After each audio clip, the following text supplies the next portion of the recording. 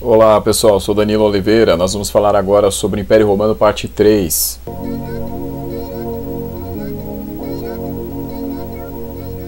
Bom, é o seguinte, na nossa parte 3 a respeito do Império Romano, nós vamos falar sobre a ascensão do cristianismo, como é que ela se deu aí dentro do Império Romano. Esse é o nosso tema de hoje, né, o surgimento do cristianismo. É o seguinte, o cristianismo ele vai surgir na província da Judéia, né? Judéia tinha esse nome devido ao povo judeu que vivia ali. Pessoal, nós temos aí então o surgimento do cristianismo a partir do judaísmo, né, que vai ser aí a grande religião matriz de outras duas religiões, então do próprio cristianismo e também do islamismo, né? Então essas três religiões elas estão interligadas porque elas surgem ali na mesma região, né, que é o Oriente Médio. As três são religiões monoteístas, ou seja, as três têm um Deus único, né, cada uma tem um Deus único.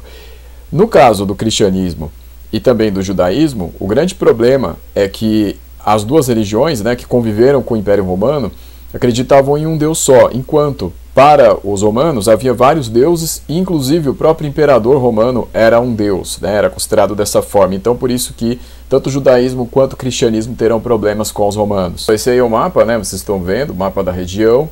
Então tá ali no canto esquerdo, na parte de baixo, tá ali Judéia, né, tem esse nome devido aos judeus, e aí tem algumas cidades, né, mas a principal que a gente tem que saber é Jerusalém. Tá ali, olha, logo ao sul dela tem Belém, né, mas Jerusalém é a cidade mais importante aí da região pelo significado aí religioso, significado histórico, né? Então muitas coisas vão acontecer ali, né? Vai ser uma cidade sagrada para três grandes religiões, né? O judaísmo, o islamismo e o cristianismo, né? Então esse aí é o cenário principal. A região, pessoal, também é conhecida como Palestina, né? Essa região aí principalmente mais para o canto esquerdo. Vocês podem ver que ali embaixo, bem lá embaixo, está escrito bem pequenininho ali, Gaza, bem ali no pontinho, o ponto ali mais à esquerda do mapa, né? É a cidade de Gaza, faz parte dessa região aí da Palestina, né? Que até hoje tem grandes conflitos aí devido à questão de posse de terras, principalmente. Bom, pessoal, quem dá origem ao cristianismo é Jesus, né? Apesar de Jesus ser judeu, é ele que vai dar início a toda essa saga, né? Então, o nome cristianismo vai vir aí da alcunha que Jesus vai receber. Vai ser essa alcunha? O Cristo, né? Porque como Jesus e seus companheiros falavam aramaico, né? O Cristo aí quer dizer o batizado, né? Porque ele vai ser batizado por João Batista nas águas do Rio Jordão, né? O João Batista era mais velho, já atuava há mais tempo que Jesus. Só Jesus vai causar divisão entre os judeus, porque uma parte dos judeus vai acreditar que Jesus era o Messias, né? Ou seja, era o enviado de Deus, né? Porque alguns deles acreditavam nisso, né? Que Deus, ou Javé, ou Jeová, tem vários nomes aí, teria mandado então Jesus como seu profeta, né? Enquanto uma parte dos judeus não vai acreditar, inclusive os fariseus. Os fariseus não acreditavam que Jesus era o enviado de Deus. Devido a isso, devido a toda essa oposição aí, vai acontecer de Jesus ser denunciado, né? Por essa parte dos judeus que não acreditava na sua santidade, e aí ele vai ser julgado, né, pelos romanos, né? Na região quem governava era o Pôncio Pilatos, perguntar para o povo, né, quem eles vão escolher, e aí vão preferir salvar um ladrão, né, que era o Barrabás, em vez de Jesus, né? Então essa história aí já é consagrada. Vai acontecer toda aquela situação de Jesus ter que subir o Calvário, e aí vai ser então crucificado naquilo que vai ser conhecido como Getsêmani, né? E aí então Jesus vai iniciar aí a sua saga divina, né? Porque a partir da morte de Jesus e depois da sua ressurreição, né, como acreditam aí os cristãos, vai começar toda a saga aí em nome dele.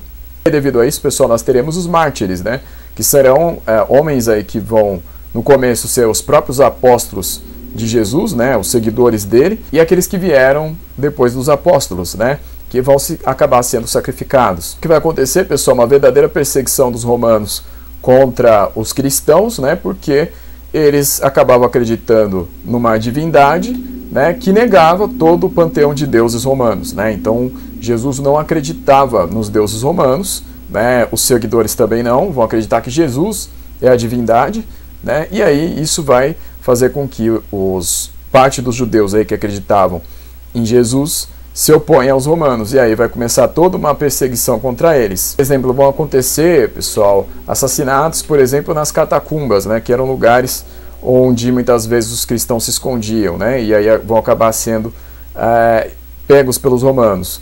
às vezes eles vão ser mandados para as arenas, e aí vão acabar sendo mortos lá, traçalhados aí por animais como leões, como tigres, como rinocerontes, enfim.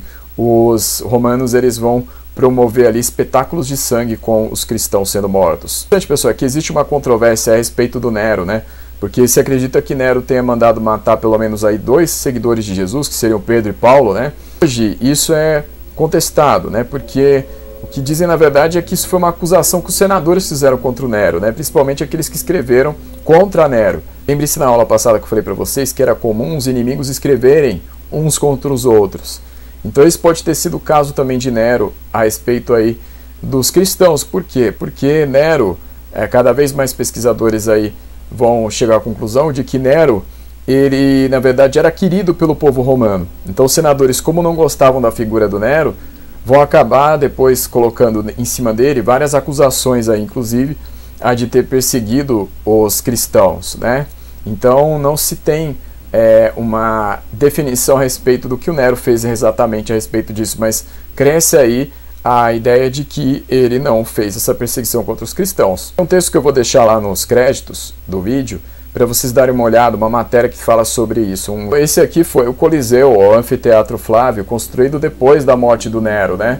Então foi ali construído pelo Vespasiano e terminado pelo seu filho Tito, né? Que foram imperadores que vieram depois do Nero. Então também são colocados ali várias histórias de que os cristãos foram levados para o Coliseu, né, o Anfiteatro Flávio, e foram assassinados também, e por essas feras que eu falei antes para vocês, tá? Então isso tudo aí fazia parte daquela política de entreter o povo, né? Então se mandava os mártires para lá, os cristãos, eles acabavam morrendo, né? Aí de forma bastante brutal. Eram às vezes torturas ali que envolviam o ataque por animais e também a questão às vezes até mesmo de se acabar tudo isso no enforcamento, né, quando o sujeito resistia muito. Às vezes se colocava, por exemplo, uma cadeira de ferro, colocava ele sentado e se colocava ali fogo embaixo para poder esquentar o ferro e poder ir queimando, né, a carne do mártir. Então tinha várias formas aí de se torturar o sujeito nessa arena, né. Esse aí foi a Blandina, né, a Blandina foi uma mártir que acabou sendo assassinada aí, sendo torturada de várias formas. O que acontece, pessoal, é que apesar de todas essas perseguições, os cristãos foram crescendo em número em Roma. Então quanto mais se perseguia os cristãos, mais eles cresciam em número. E aí dessa forma, pessoal, vai começando a se tornar um incômodo para os imperadores o fato dos cristãos crescerem, porque quanto mais cristãos iam surgindo, mais perigo era para o imperador, porque ele corria um sério risco de perder o apoio do povo. O pessoal primeiro a perceber que precisava se converter ao cristianismo vai ser o Constantino, filho de Constâncio, tá? E por que eu estou mencionando o pai dele? Porque o pai dele, ele acabou fazendo uma alternativa aí ao costume dos cristãos, porque ele acabou adotando uma filosofia que era o arianismo. O arianismo era aquilo que acreditava numa existência de algo divino, mas sem ser Jesus. Jesus seria apenas o filho dessa existência divina. E aí, por isso, mais na frente, os cristãos vão considerar isso uma heresia, ou seja, uma saída ali do que seria correto para a religião. Constantino em si, pessoal, ele vai se converter em 313 e vai permitir aí a todos os cristãos a terem a sua liberdade de culto. E por que ele fez isso? Além da reza que o Constantino teria visto uma imagem no céu, né?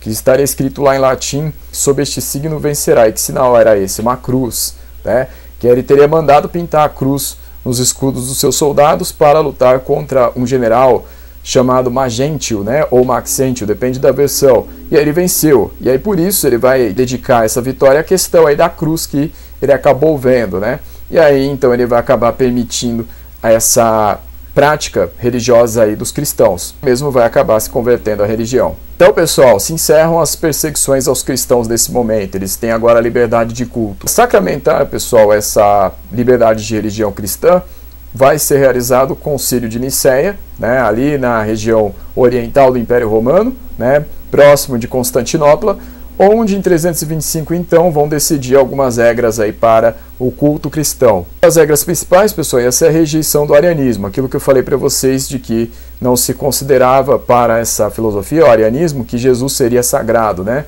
Ele seria apenas filho da divindade. Então vai ser rejeitada essa ideia, né? Então, aí, com essa rejeição, então vai se considerar sim Jesus como uma figura sagrada. Celebração da Páscoa, né? Primeiro domingo depois da primeira lua cheia da primavera, né? Então essas duas coisas principais aí foram determinadas no Concílio de Nicéia. Pessoal, também um papel importantíssimo vai ter aí na questão do cristianismo o Teodósio I, né? Que foi imperador lá para o final do século IV depois de Cristo. Ele vai determinar, pessoal, que a religião agora dos cristãos ia ser a religião oficial do Império Romano. Então, o Teodósio I, que também vai ser o imperador que vai governar a partir do Oriente, né?